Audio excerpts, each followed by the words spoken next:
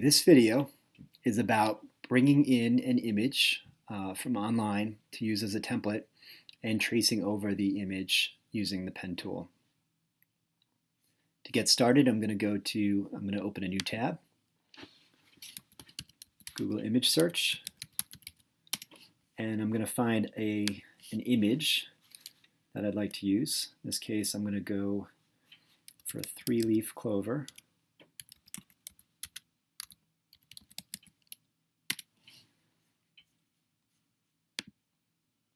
Go to images.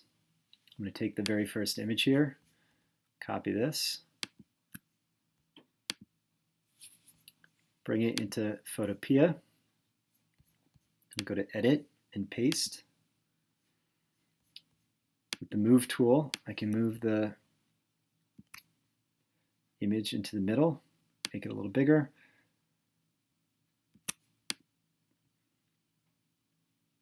And I can use those red guides to help me line it up.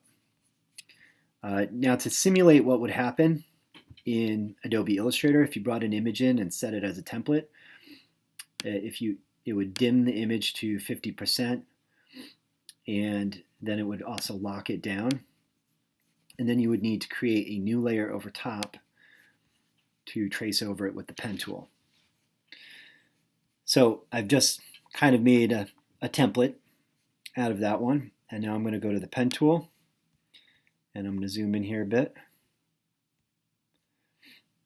and I'm going to where I'm going to put anchor points is wherever there's like a corner or if there's a real big change in direction. So in this case, it's going to be kind of inside here, up at the top, this like part of the leaf, and then down back again at the end of this leaf, and then back up again at the top. So I'm going to start tracing here. I'm going to click, holding the mouse button down. Again, this is a kind of a sharp corner, so I'm not going to drag my handles out that far. And then I'm going to go up to the top of the curve, click. Now I'm going to drag my hand a little bit more. And you can see what's happening where it's filling it in. I find that really distracting. So I'm actually going to get rid of the fill on that, and I'm just going to start again. So I'm going to take that layer, I'm going to throw it out, make a new layer. I'm going to change the fill type to no fill. Okay, so I'm going to click the point, drag, and then try this again. Up at the top, click, drag, try to line it up. Now if I ever find that, click and drag, it's not lining up, I don't worry about that. I can go back and adjust that again with the direct selection tool. So click and drag. It's really hard for me to get this exactly in the right place. I'm just trying to get close. Click and drag, and see how it kind of came way out there. Nothing I could do about that right now, but I can adjust it later. Click, drag. Take this into the bottom, click and drag. Again, trying to keep that nice and small because it's a sharp corner. Come down to the bottom here, click and drag. This is going to come way out again, but that's okay. I can adjust it later. Click and drag. Going up to the top of the stem, click and drag. Going to take it to the top of the curve, click and drag. It's not the direction I wanted to go, but again, no worries. I can fix it later. Click and drag. Bottom, click and drag. Looks like we're back on track now. Click and drag at the bottom. Click and drag up at the top. And some of this is easier to control with Adobe Illustrator, but we're doing our best to kind of recreate that experience with Photopea.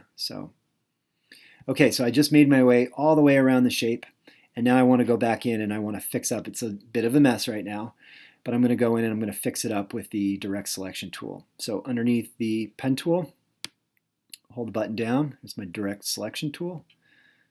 Click on that. And I'm going to start right on this point because you'll be able to see the difference right away. If I click on that anchor point and I pull this handle in, it's going to pull that in closer to the curve. And I can click on this anchor point. Like I said, sometimes you got to jump back and forth between to fix a curve, you got to jump between anchor points, different knots. Make your adjustments. Click on this point. I'm going to swing this around to lift that up a little bit. And then I have to jump back to this knot and now pull this in a little.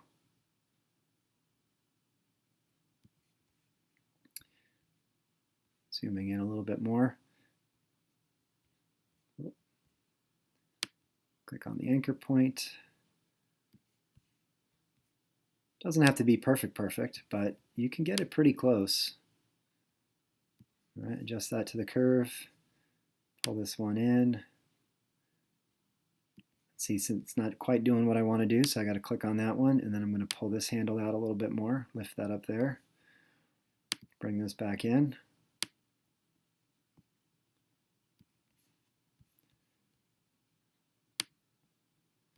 You can throw it off in one place, and with time you sort of figure out where you need to make the adjustments. So I'm going to pull in this handle right there, lift that up, come back to here, pull these handles in.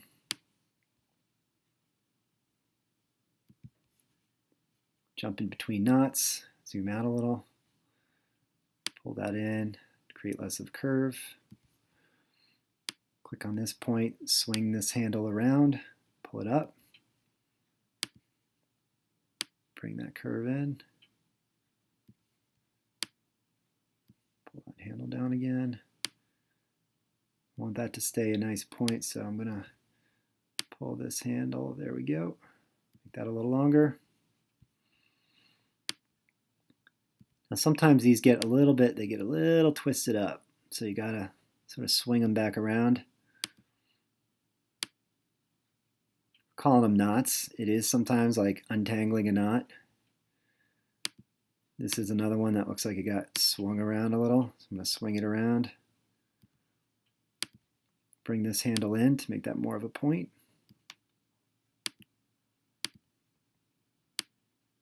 Pull this one in. All right, here's one where I'm probably going to want to pull. I want to keep that long. Let's see if I pull this one in. And then I'm going to see if I can pull this handle out. Yep. Pull this one in a little bit more.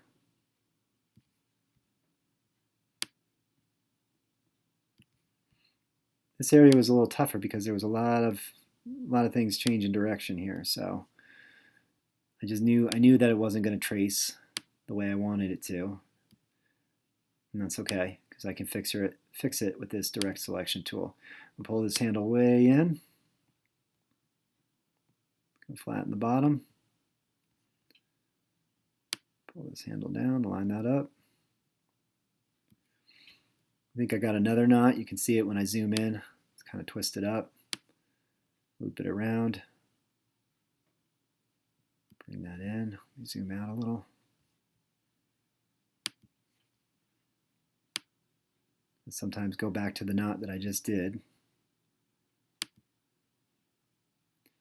Now this one, let me see if I could just fix it on this side. Jump down here, pull it out. That's pretty good.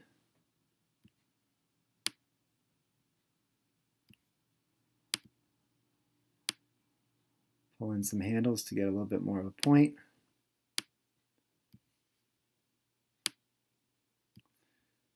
I'm going to have to swing this, I think, swing this around a little bit more. Yeah, and then pull that up. Pull this in. Okay. That's pretty good. So now I'm going to pick a color. So I'm going to go find a fill color. And of course, we'll go with green.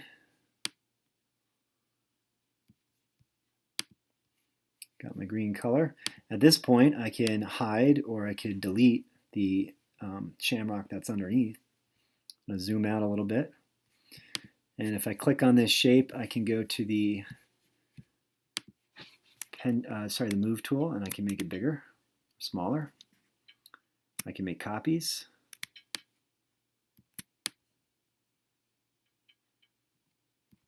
Can rotate it.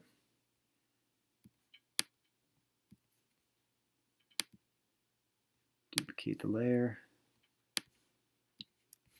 You can go edit, transform, flip horizontally.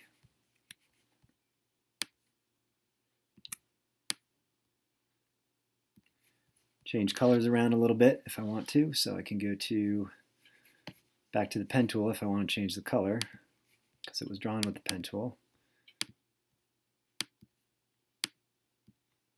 Find another shade of green. Oops.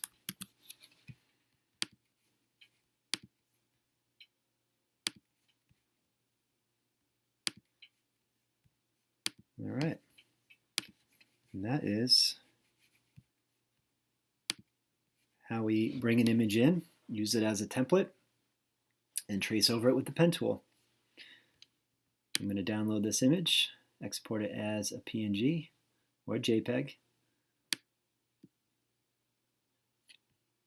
If I wanted to come back to this project and work on it at another time, I would save it as a PSD. And then I could go back in after this was closed in Photopea. If I close this, I could go back in and reopen it. File, open. If I open my PNG, it would come in as a flat image file, but by saving it as a PSD, it is a layered image file that I can work back into again. Trouble with the PSD is I can't post it, say, to a Google slideshow or post it online because the image file size is too big. That's why we have these different file types. The PNG is the flat image that you can post, and the PSD is the larger image file that you can go back into and edit.